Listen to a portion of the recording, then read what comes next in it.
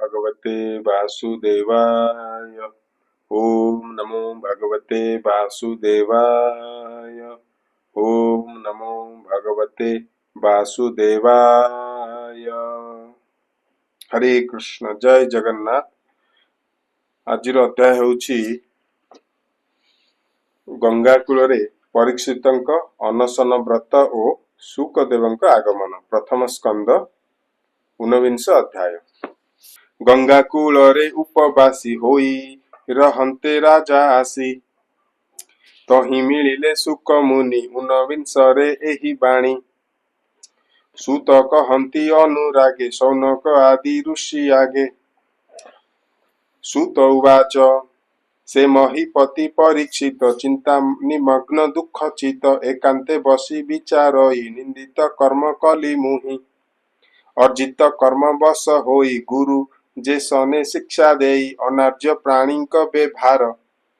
कुकर्म कली ए अनार्य प्राणी व्यवहारे कुकर्म कली ए संसारे निर्दोष ब्राह्मणर गले सर्पमु देली धनु हुळे। निश्चल जोगे तार ध्यान न जानी हेली हत ज्ञान। देव हेले न कर्म कली निकटे संकट लभिली। ए साप विनाशन हेतु ए पाप विनाशन हेतु बेगे विधाता मोते चिंतु।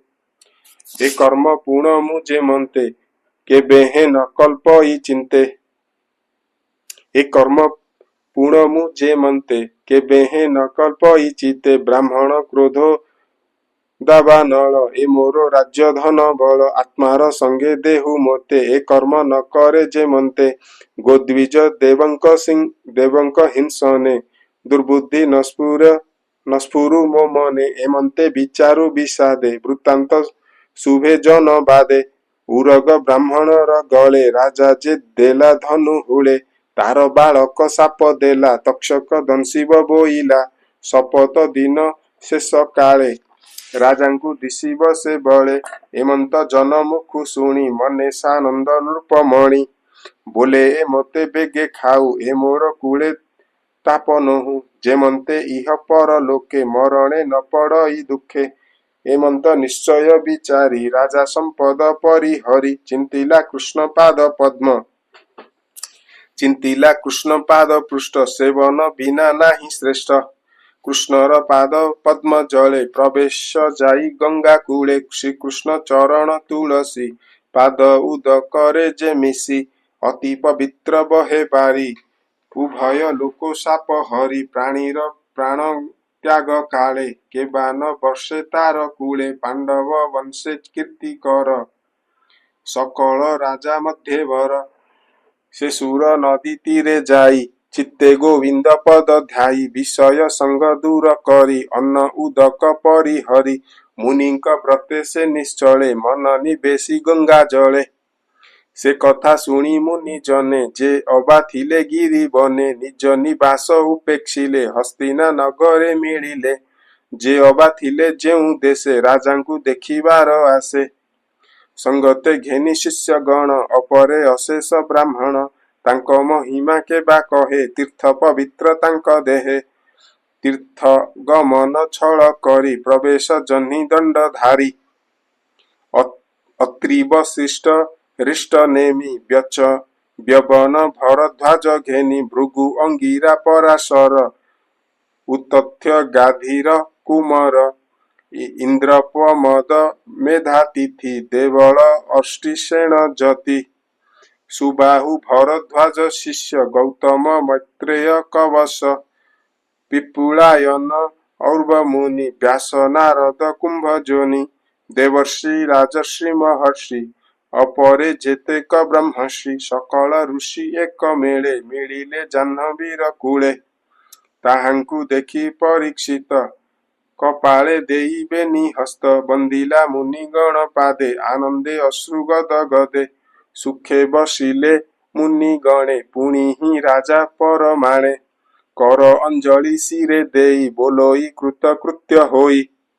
राजा परीक्षित उवाच राजांक मध्ये मो जीवन निश्चय जानिली धन्य धन्य। मोहर प्राण जीवा बेले महंत जने विजे कले ब्राह्मण पाद जहि धोई से स्थान निज शिर देई क्षत्रिय स्वभाव एमंत आगम निगमे उकत जे हा लंघे दुष्टपणे दुक्षित होई तत्क्षणे से विप्रे आसी जार पासे बसंती मनर हरसे ताहार भाग्य की कहिबा जहा न पांति सुर देवा अपराध कली विप्रकूले देख मोहरो अंत काले सर्व विषय संग तेजी विष्णु चरणे चित्त मजी तुम्भे अशेष ब्रह्म ऋषि मिलिल मोर पासे आसी ब्राह्मण साप कोपानल ए मोर वैराग्यर मूल जे कर्म कले ए संसारे प्राणी तरंती माया घोरे तुम्भर अनुग्रहे सेवी प्रसन्न हेउ गंगा देवी कृष्ण चरणे मती हेउ कुहक तक्षक बा खाऊ तेणे संशय नाही मोर सकले कृष्ण कथा कर कृष्ण विषय हेउ मती तार सेवक संग गति मोहर कर्म फल लई जन्म लभिबी जहि तहि मु तहि कृष्ण दास पणे से बीबी अभय चरणे शरणागत बोली मुहि हे विप्रे भाव दया बही सकल जीवे मित्र भाव जेमंते होइब संभव एमंत मोते दिय बर तुम्भ चरणे नमस्कार एमंत मुनि की जानई कृष्ण चरणे मन देई जाह्नवी तीरे कृष्ण कुश सज्जा शयन अर्थे कला राजा पूर्व दिग कुशीर करी उत्तर मुखे दंडधारी गंगा दक्षिण कूले सोई कारुण्य जड़े दृष्टि देई जे जन्मे जय सुत तार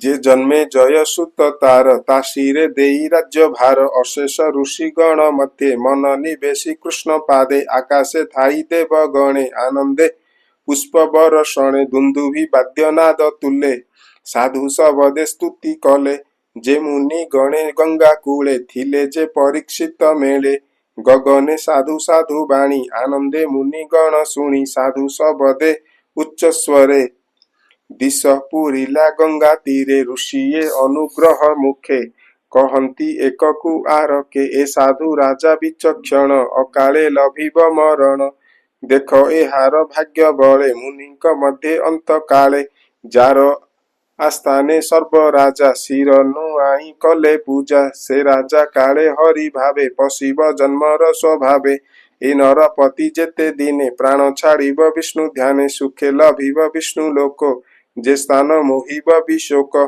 आंबे सकले एहि स्थाने बंचिबा फल जल पाने ए भागवतंक उत्तम निश्चय लभिब प्रेम धाम एमंत ऋषि मुख शुणी अमृत सम साधु बाणी राजा मिलिला सत्य प्राय छाड़िला सकल संशय विष्णु चरण सेवा फले अशेष प्राणी मही तले पूर्वे लभिले हरि भाव जे ब्रह्मा शंकरे दुर्लभ देख मोहर भाग्य बसु सर्वे मिलिले सर्वदेशु वेदे जे मंत देह बंते स्वर्ग रे देवंक अग्रते बसी कहंती नाना धर्म जे वर्णे जे बा नीच कर्म जे फल इह पर लोके प्राणी लभंती दुख सुखे ते मंते अनुग्रह चिते तुम्भे आगत पर हिते ए बिने नाही कार्य आर ए निज स्वभाव तुम्भर तुम्भंकु पचारई मुहि मरणे अंत जड़े थाई एबे की कृत्य अछि मोते कह सकले शुद्ध चिते ए घोर संसार सागरे मरणु किबा करी तरे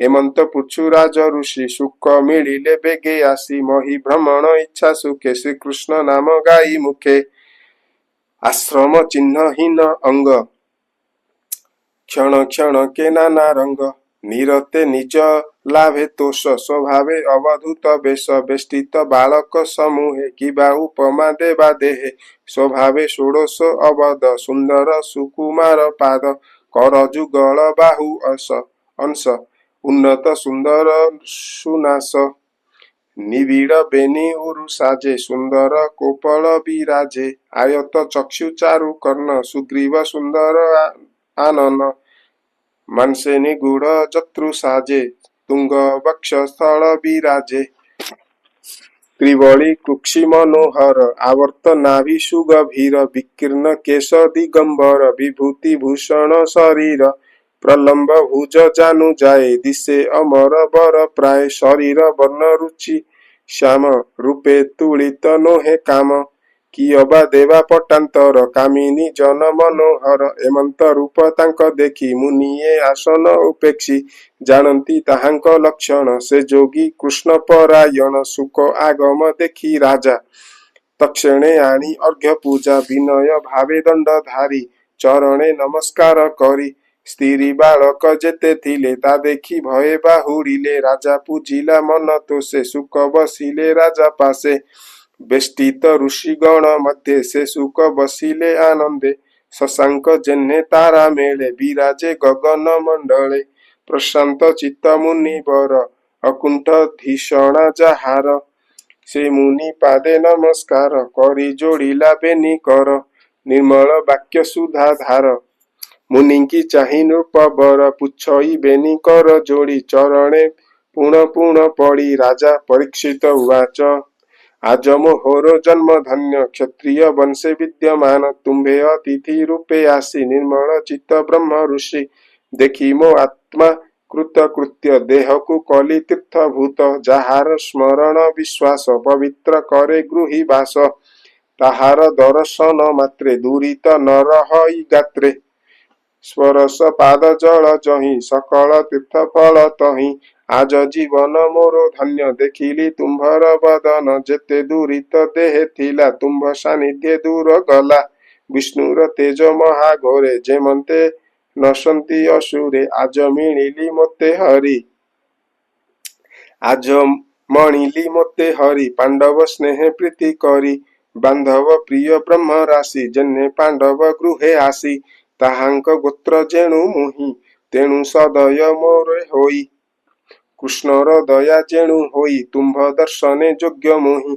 अव्यक्त गति जे तुम्भर के ताहा करिब गोचर मरण काले तुम्भ संग तरिली ए भव तरंग जोगिंक मध्य तुम्भे गुरु जेन्हे अचल महामेरु देख मो जीव जीवा काले किबा साधिबी मोहि तले किबा शुणिबी कर्ण पथे स्मरण कि करिबी चित्ते किबा बदने उच्चारण भजिबी काहार चरण तुम्भे जे प्राणींकर द्वारे दंड न रह मन स्थिरे गोदोह मात्रे तुम्भ गति एणु मोहर मने भ्रांति कहंती सुत शुद्ध मने शुण सकल मुनि जने सुत उवाच हेमंत परीक्षित बाणी आनंदे सुख मुनि शुणी हरसे मुद्रित लोचन चित्ते चिंतिले भगवान से मुनि चरण कमले सृजने चिंत ध्यान बले प्रथम स्कंदे भागवत वर्णई दास जगन्नाथ इति श्रीमद्भागवते महापुराणे परमहंस संहितायां 82 प्रथमस्कन्धे शुकागमनं नाम ऊनविंशोऽध्यायः सप्तो समाप्तोऽयं प्रथमस्कन्धः हरि ओम तत्सत्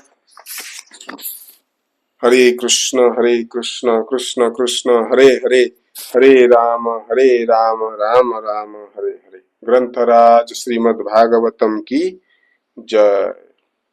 प्रथम स्कंद समाप्त। हरे कृष्ण।